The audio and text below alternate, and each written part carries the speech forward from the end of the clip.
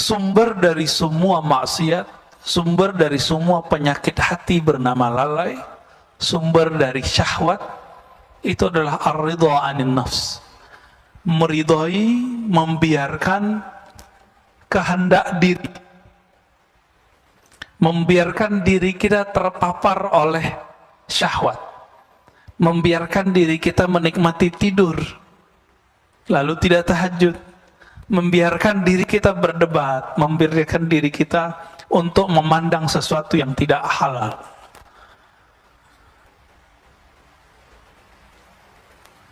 Maka man radiya an nafsihi, siapa yang ridha kepada dirinya, di saat itulah dia membuka semua inti-inti dari maksiat. Itu sebabnya Imam Sarir Sakti mengatakan 1000 setan itu nggak ada apa-apanya dengan satu nafs, jiwa. Atas dasar itulah kalau bulan puasa masih ada orang maksiat meskipun setannya sudah dibelenggu. Jadi kalau banyak orang bertanya, kan setan sudah dibelenggu. Nah, ini berarti doktrin kita salah selama ini. Maksiat itu nggak perlu ada setan. Merusak di bumi nggak perlu ada setan, Pak. Bakat alami dalam tubuh kita itu merusak. Itu bakat alami. Inilah yang dibaca oleh setan, yang dibaca oleh malaikat. Apa kata malaikat? Ya Rob, kenapa engkau menciptakan di bumi makhluk yang merusak dan membunuh? Jadi karakter jiwa kita itu sudah merusak. Dan saya sudah pernah membahas sebelumnya, jiwa ini punya karakter hewan, punya karakter buas. Hewan ternak dan buas. Dengan karakter ini sudah cukup kita bermaksiat kepada Allah Subhanahu wa ta'ala. Jadi nggak perlu setan kalau mau maksiat. Bedanya, setan itu menyesatkan. Nah, ini kata kunci. Jadi yang berbahaya dalam hidup kita bukan maksiat, bukan dosa, bukan zan. Tapi maksiat yang berisi kepada kesesatan. Pemahaman yang sesat, cara pandang yang sesat, ini yang berbahaya. Kalau dosa, semua kita dosa. Dan ini sudah digariskan oleh Allah Subhanahu wa ta'ala. Sehingga muncul hadis, kullu bani Adam khatta'un. Semua manusia itu pasti khata'. Apa arti khata'? Banyak salah, banyak dosa. Maka seorang manusia itu punya dosa itu biasa, Pak. Yang nggak biasa itu kalau dia sesat, dia menyimpang dari jalan Allah Subhanahu wa ta'ala. Makanya Nabi Muhammad SAW itu menerima orang-orang yang berdosa, tapi Nabi Muhammad tidak suka dengan orang-orang yang menyimpang.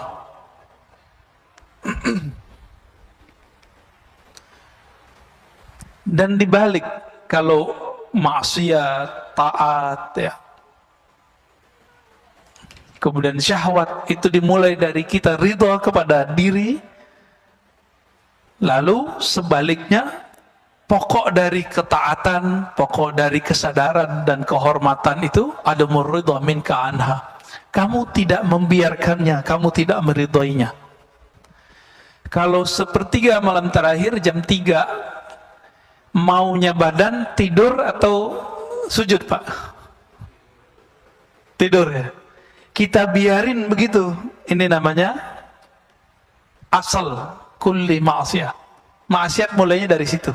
Kita biarin, kita manjain jiwa. Terlalu memanjakan nafs jiwa, ini awal dari semua maksiat. Ya.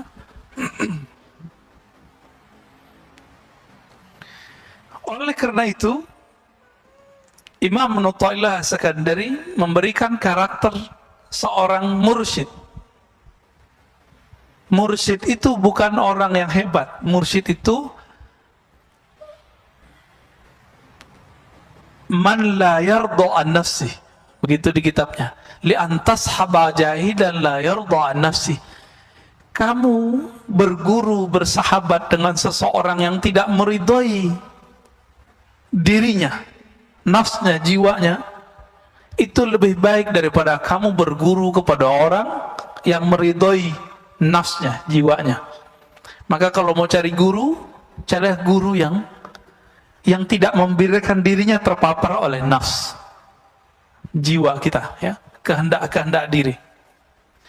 Lalu beliau memberikan pertanyaan, fa'ayyu ilmin li'alimin yarda an nafsi. Masih disebut alimkah orang yang alim tapi dia mengikuti hawa nafsunya? Masih disebut alim enggak? Enggak. Wa ayyu jahlin li jahilin la yarda an nafsi. Masih disebut jahilkah orang yang jahil jika dia tidak mengikuti hawa nafsunya?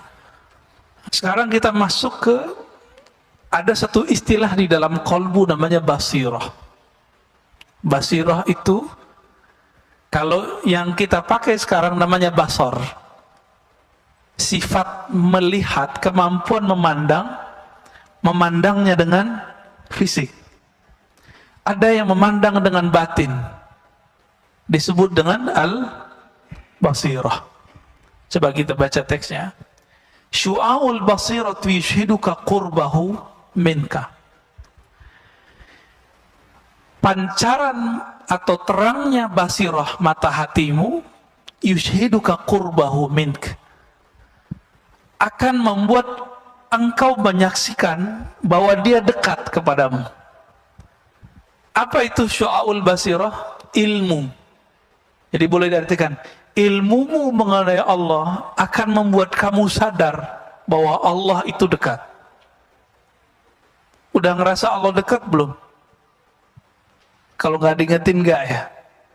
Kenapa kita masih suka bertawassul? Karena kita merasa jauh kepada Allah.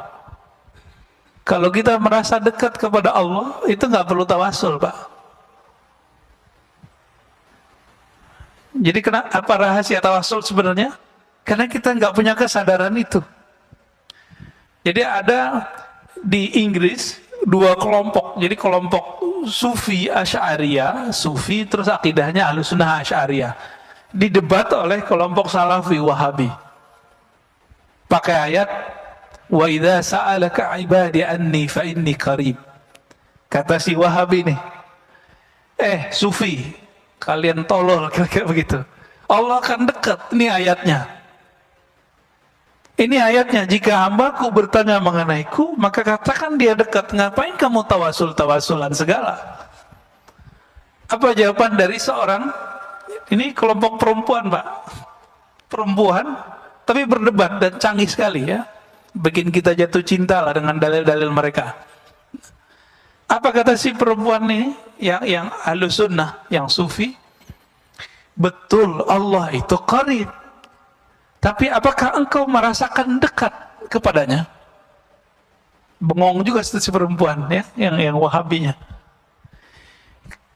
Semua kita tahu Allah itu dekat, tapi kesadaran merasakan Allah dekat itu biasanya orang berguru dulu. Nah, berguru itu bagian dari tawassul sebenarnya. Maka tawassul yang begini nggak masalah. Tawassul yang tidak boleh itu nyembah yang ditawassulin. Dan saya yakin tidak ada umat Islam yang menyembah kubur ya. Nggak ada. Dulu waktu saya bertanya persoalan ini kepada Syekh Badi Sayyid Al-Laham, itu belum marahnya bukan main. Karena beliau marah, saya kena ainnya, Pak. Sakit 2 bulan. Jadi teringat terus, matanya itu kayak nyala. Apa kata beliau? La ara fid dunya ahadan minal muslimin yasjud li ghairillah illa fil hin, gitu ngomongnya. Saya tidak melihat di muka bumi seorang muslim pernah sujud, pernah meminta kepada selain Allah. Kecuali di India ada orang sujud ke kubur. Itu bukan orang muslim murni, udah nyampur-nyampur kali agamanya. Ya. Jadi ini orang-orang Salafi Wahabi ini terlalu suudzon. Imamnya sendiri sekarang namanya Saleh Fauzan. Kita orangnya masih hidup dan kitabnya diajarkan di pesantren-pesantren modern. Ini yang kita singgung sebelumnya. Bulan puasa kan saya nggak bahas, Pak, nggak mau polemik. Ini udah selesai puasa, kita mau polemik lagi nih. Ya, nggak ada efek sama sekali sama mereka. Mereka malah tambah marah diingetin. Itu pengkhianatan terhadap pendiri-pendiri pesantren modern ini. Mereka kan Ahlus Sunnah semua. Ketika kemudian mereka berubah, kitabnya dirubah, ajaran akidah yang diajarkan ke santri-santri berubah. Yang diajarkan kitab Tauhid Syekh Shalih Fauzan yang menyebut sufi sebagai ubadul kubur, yang menyebut orang-orang Ahlus Sunnah sebagai orang-orang yang sesat. Ahlus Sunnah Asy'ariyah disebut sesat, Pak. Ini mohon maaf ya. Kita belajar sifat 20, Allah wujud kidam baqa. Ini rata-rata belajar itu kan? Benar nggak? Itu dianggap sesat oleh si pengarang kitab, dan kitab itu diajarkan di pesantren-pesantren modern. Ridho nggak, Pak? Maka saya mengajak kiai-kiai yang emang antum diberikan kecerdasan oleh Allah, apa susahnya ganti kitab? Kitab banyak di dunia. Ganti, hati-hati, ini ditanggung jawab dunia akhirat. Oh Ustadz, ini kitab cuma untuk perbandingan. Santri kita cuma, emang santri sebelum dia kuliah udah bisa membandingkan? Paling cuma 1-2. Anak kuliah aja banyak yang gak paham kok. Udah dokter juga banyak yang paham, apalagi cuma santri kelas SMP, SMA, sanawiyah, aliyah, gak akan paham, Pak. Jangan ngeles, udah ganti aja. Maka bapak-bapak yang naruh anak di pesantren modern, tolong sampaikan ini kepada kiai-kiainya. Ya. Saya ke sahabat-sahabat saya yang punya pesantren modern, saya udah ngomong. Yang bisa saya sampaikan, saya sampaikan. Ada yang memusuhi, ada yang senang dikasih tahu. Ya. Ada yang bersyukur, diingetin. Bayangkan Pak Syekh Shalih Fauzan, itu di kitab Tauhid bilang, orang maulid itu menyerupai Nasrani. Menyerupai Nasrani kufur nggak? Kufur. Bahaya nggak nih? Bahaya. Ya, orang tawasul musyrik bagi dia.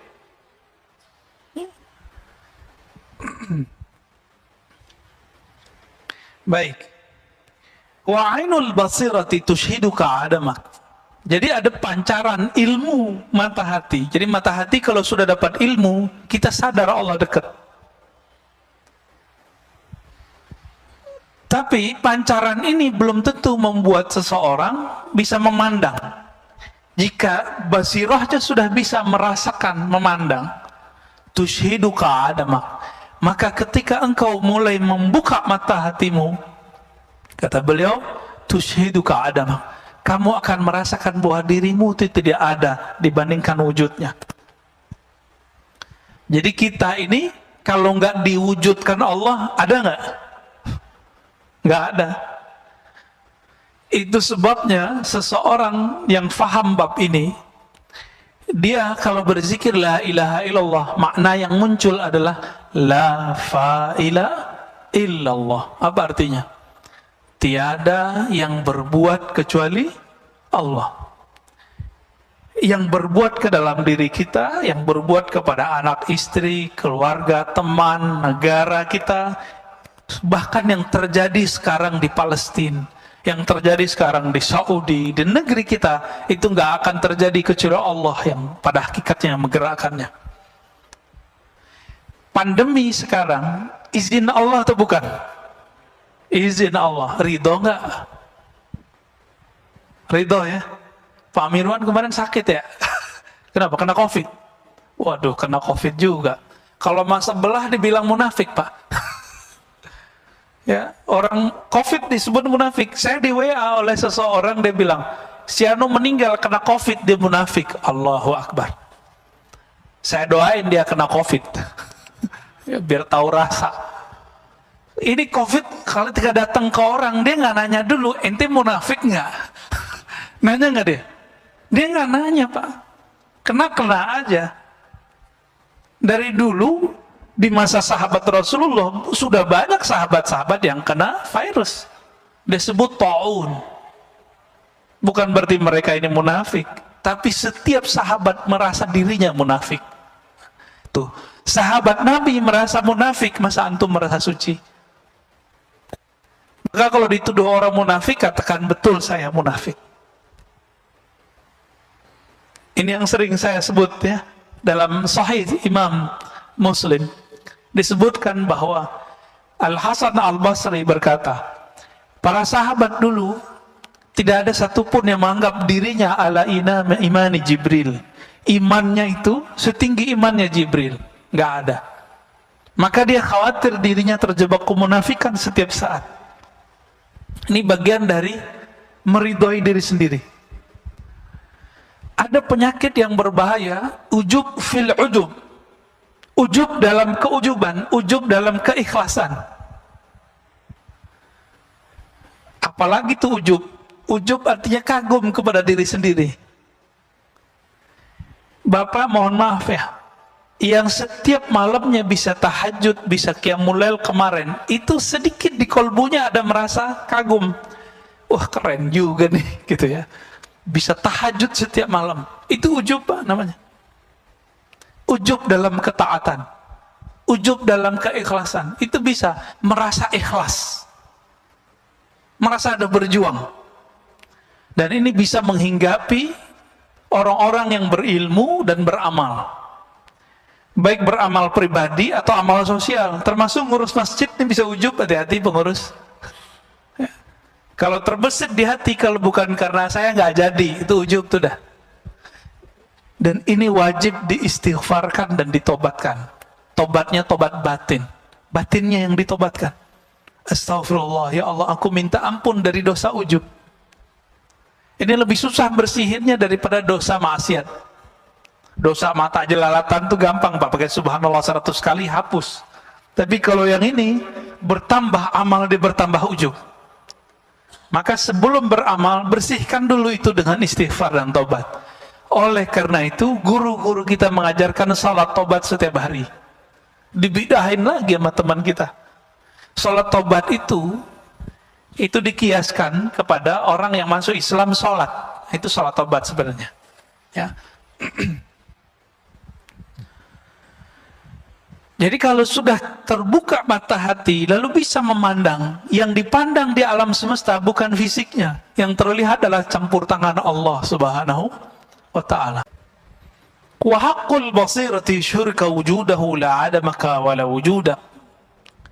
Kalau kita punya ilmu tentang Allah, kita merasa Allah dekat. Kalau mata batin dibuka oleh Allah, kita merasa bahwa Allah yang berbuat di alam semesta. Jika hakul basirah, disebut hakul yakin. Yang pertama ilmu yakin, yang kedua ainul yakin, yang ketiga disebut hakul yakin. Keyakinan yang sudah hak disebut juga hakul basirah. Sudah masuk ke dalam diri kita. Apa yang terjadi? Yushhiduka wujudahu. Allah akan tampakkan bahwa dia benar-benar ada, sehingga kamu tidak merasa ada dan juga tidak merasa tiada. Ini maksudnya apa itu kalimatnya? Kita nggak merasa ada dan nggak merasa tiada. Jadi kalau yang level 2 kita merasa tiada. Merasa tiada berarti masih ada perasaan dong. Nah, perasaannya ini sendiri hilang. Perasaannya pun hilang. Inilah yang terjadi kalau orang begini, rasa di kolbunya menguasai otaknya, lalu turun ke lidahnya, jadilah seperti Al-Hallaj. Apa kata Al-Hallaj? Ma fi jubbati ilallah. Dalam jubahku hanya ada Allah. Dia lagi sakar, lagi mabuk. Mabuk bukan karena wine, mabuk karena cahaya-cahaya ma'rifat meliputi dirinya. Orang lagi kasmaran jatuh cinta nggak? Lagi kasmaran jatuh cinta, ketika jatuh cinta kepada pasangannya, setiap kali melihat perempuan atau laki-laki lawan jenis, itu dia merasa ada wajah pasangannya di situ.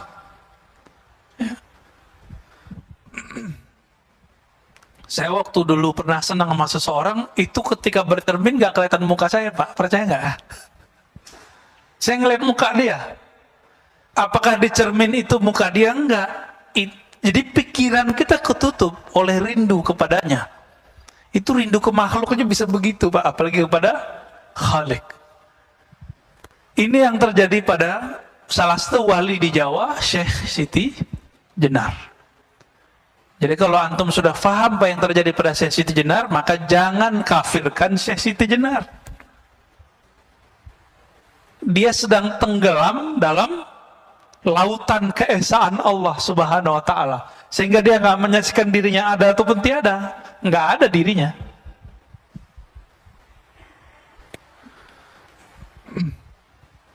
Ini juga yang terjadi pada Imam Abu Yazid. Abu Yazid ini lagi zikir subhanallah, subhanallah, berubah Pak. Dia nggak memandang lagi yang berbicara ataupun yang dibicarakan. Di saat itu Allah meminjam lidahnya. Subhani, subhani, maha suci aku. Itu bukan Abu Yazid yang maha suci, tapi Allah meminjam lisan Abu Yazid.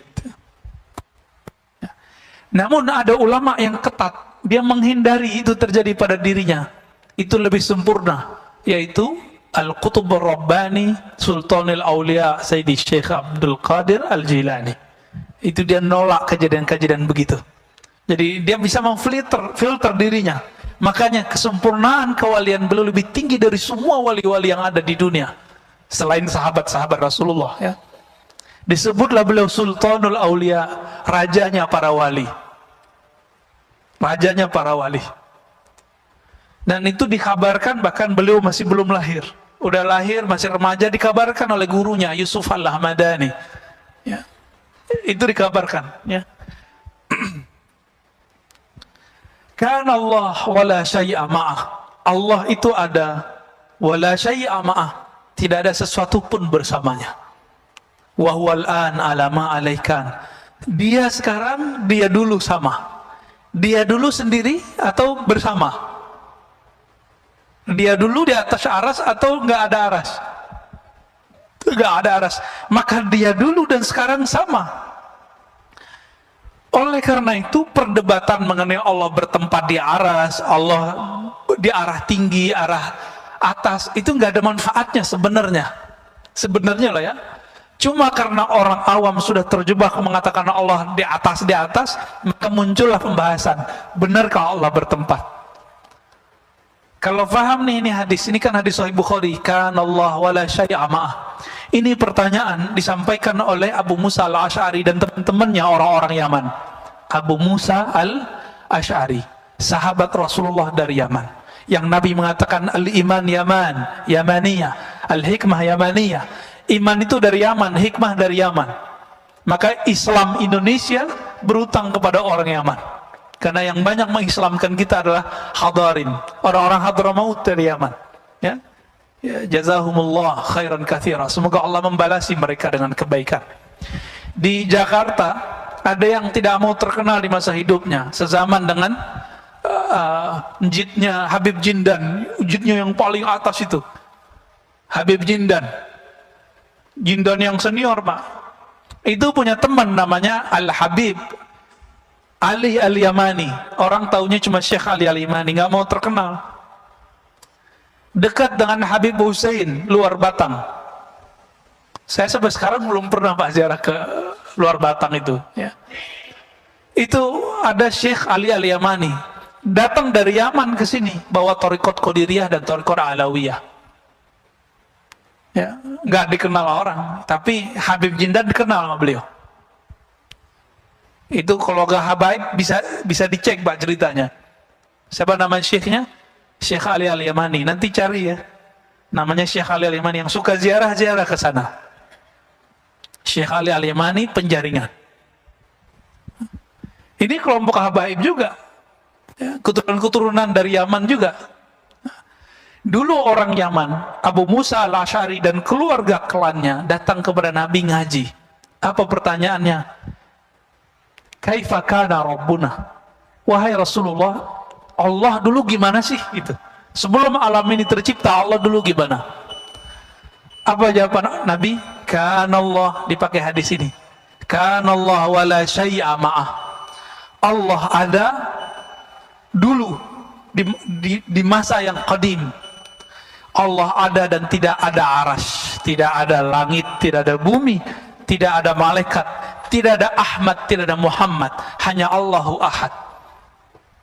Itu dia. Itulah makna kul huwallahu ahad. Rahasia kul huwallah di situ, Al-Ikhlas. Allah senang disebut sendiri. Allah senang disebut Esa. Kita kalau punya jasa kan nggak pengen disebut jasa orang lain bersama jasa kita. Yang boleh begitu cuma Allah, yang boleh narsis itu cuma Allah. Jadi yang maha narsis itu cuma Allah.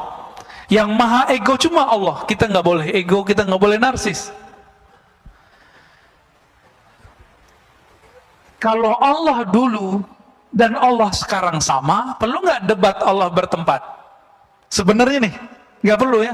Perlu nggak mengatakan Allah di langit? Lalu bagaimana dengan hadis seorang budak perempuan yang mengatakan Allah di langit? Imam Ibnu Hajar mengatakan perempuan ini kecerdasannya tidak sempurna. Saya ngomong begini Pak dituduh Syiah. Cuma karena mengatakan fakta itu. Yang ngomong bukan saya kok, yang ngomong Imam Ibnu Hajar. Apakah Ibnu Hajar seorang Syiah? Kan enggak, Imam Ahlus Sunnah. Kalau Ibnu Hajar itu Syiah, maka semua kita Syiah. Ibnu Hajar ini yang mensyarah, yang menjelaskan Sahih Bukhari dan paling bagus. Kalau penjelas Sahih Bukhari ini dituduh Syiah, kira-kira kita gimana Pak? Oh, kita lebih sesat dari beliau lah. Ya.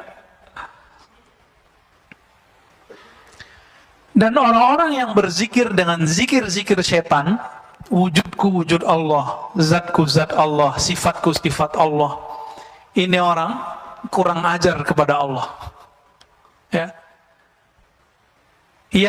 Yang benar wujudku tidak ada, yang ada cuma wujud Allah pada hakikatnya.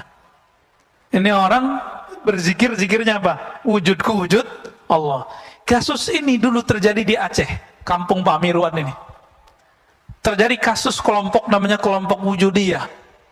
Dulu imamnya namanya Hamzah Al-Fansuri. Itu dari keturunan juga sebenarnya, thariqatnya Qadiriyah. Beliau ini punya murid pengikut namanya Syamsuddin As-Samatrani.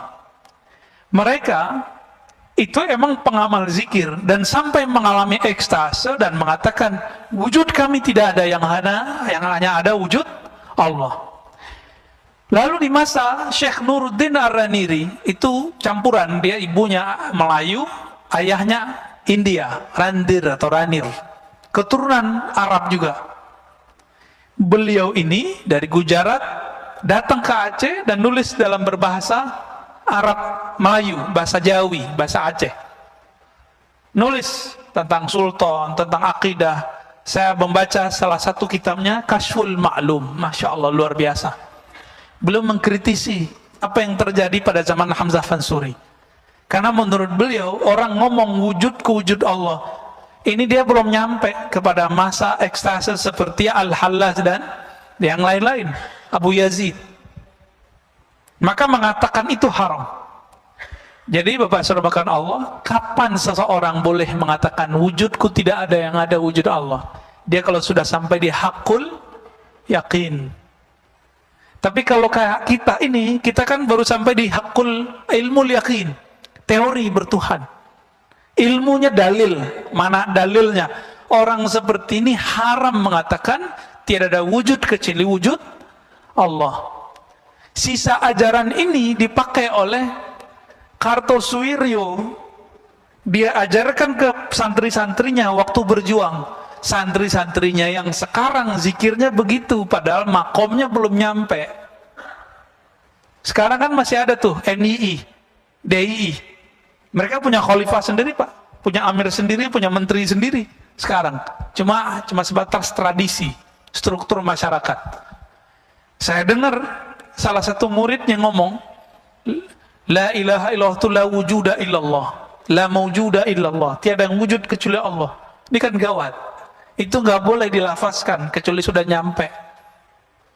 Ya, jadi kalau sudah merasakan bahwa kita ini ada karena diadakan Allah, berarti baru ilmu yang pertama. Belum boleh ngomong wujud saya wujud Allah. Kalau yang kedua, yang berbuat hanya Allah. Yang ketiga, tiada wujud dan tiada juga ketiadaan itu kecuali hanya Allah Subhanahu wa Ta'ala. Semoga pusing. Udah syuruk Pak, kali mau ada yang ditanya, mau diskusikan, silakan. Nah, ini ada permintaan doa dari sahabat kita, Pak Asmar ya, dekat sini ya, Pak Asmar Haris. Anaknya di Aceh sekarang, sedang opname, sedang sakit. Saya mohon Bapak Ibu keikhlasannya untuk mendoakan kiriman Fatihah. Ya. Al-Fatihah ila ruhi waladih wa jismi awliya Perdipta. Al-Fatihah. Bismillahirrahmanirrahim. Siratal ladzina an'amta 'alaihim. Al-Fatihah wasir. Amin. Sallallahu. Ya, silakan. Terima kasih. Assalamualaikum warahmatullahi wabarakatuh. Assalamualaikum.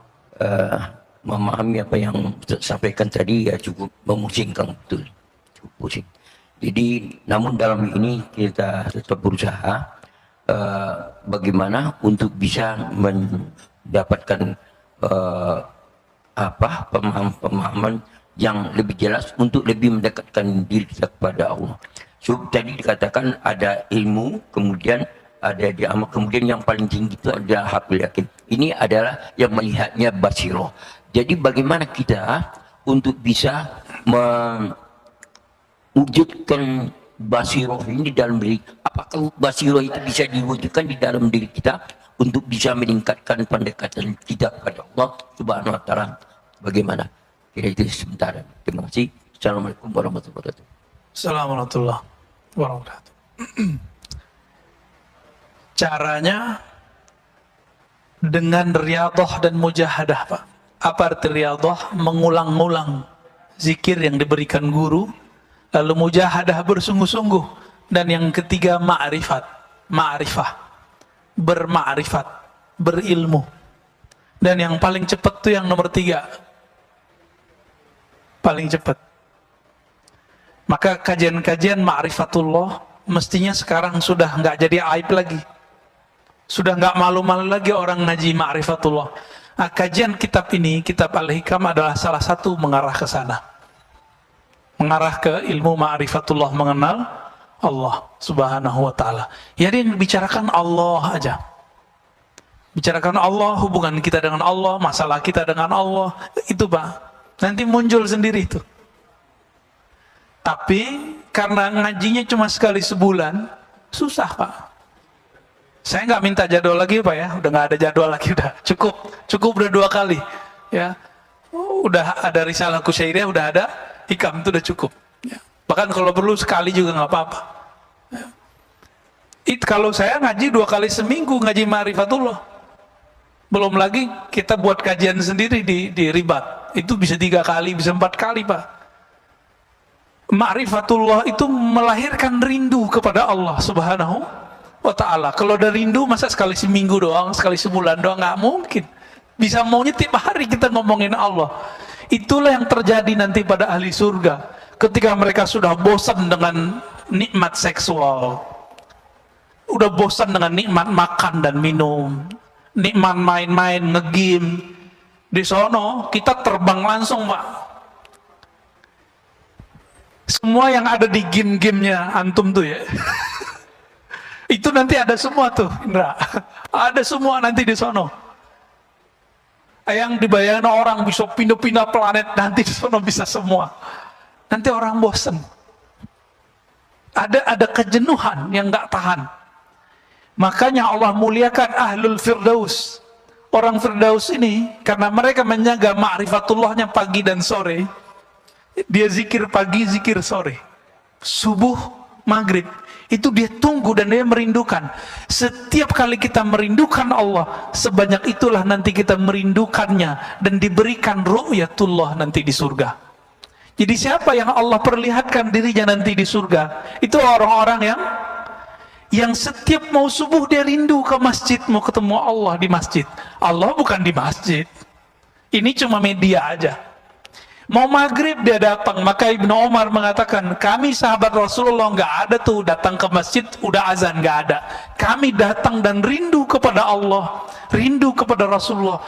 Kami berduyun-duyun masuk masjid, macet tuh Pak. Kalau zaman sekarang udah macet duluan tuh. Sebelum maghrib itu udah rame masjid. Sebelum subuh udah rame masjid. Mereka dulu begitu sahabat Rasulullah. Maka Allah kasih rahasia mereka-mereka ini dan sampai zaman sekarang. Siapa yang menjaga 2 waktu ini, Allah akan memperlihatkan dirinya melepas semua kerinduan ahli surga Firdaus 2 kali sehari semalam, pagi sore. Tapi seharinya, sehari semalamnya sama dengan 1000 tahun dunia. Pagi sampai sore 500 tahun, sore sampai malam 500 tahun. Gimana nasib orang yang cuma minta bidadari 72 terus bunuh orang? Itu waras nggak sih Pak? Ibu, waras nggak? Saya mau dapat nikmat bidadari 72 terus saya ngebom orang, itu waras nggak sih? Maka saya mau mengetuk pintu hati siapapun yang berjuang fisabilillah, yang pakai hati nurani dong. Karena Allah suruh pakai akal yang sehat, karena Allah perintah afala ta'qilun. Maka memakai akal adalah memakai Quran, memakai qalbu adalah memakai spiritnya Quran. Bukan cuma pakai dalil-dalil tertulis saja. Dalil tertulisnya begitu, prakteknya kayak tadi 72 bidadari medikit.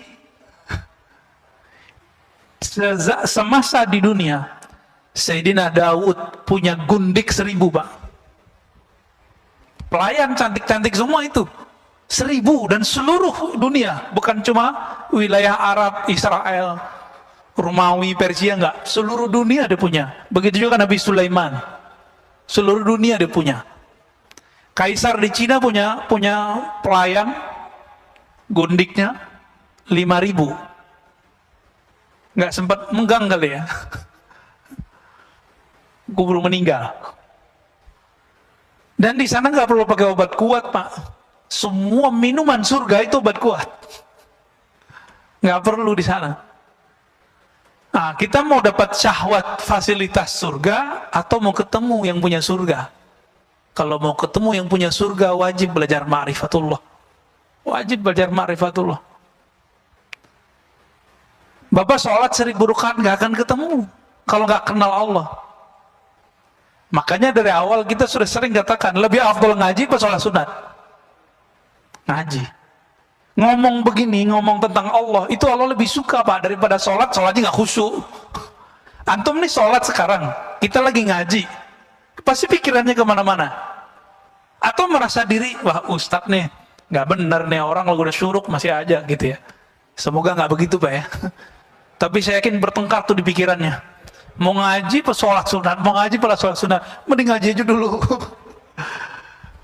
Tapi Bapak yang mungkin mau buru-buru silakan. Mungkin mau kerja, Sabtu mau kerja apa Pak? Dikerjain kali ya. Jadi ngomongin begini nih, ngomongin sifat Allah, ngomongin surga Allah, ngomongin tentang Allah, itu Allah lebih suka daripada kita baca Quran berlapis-lapis tapi nggak ngerti. Tapi kalau Bapak ngerti kok bahasa Quran, di situ banyak sifat Allah, Allah juga suka. Jadi kapan baca Quran jadi mulia?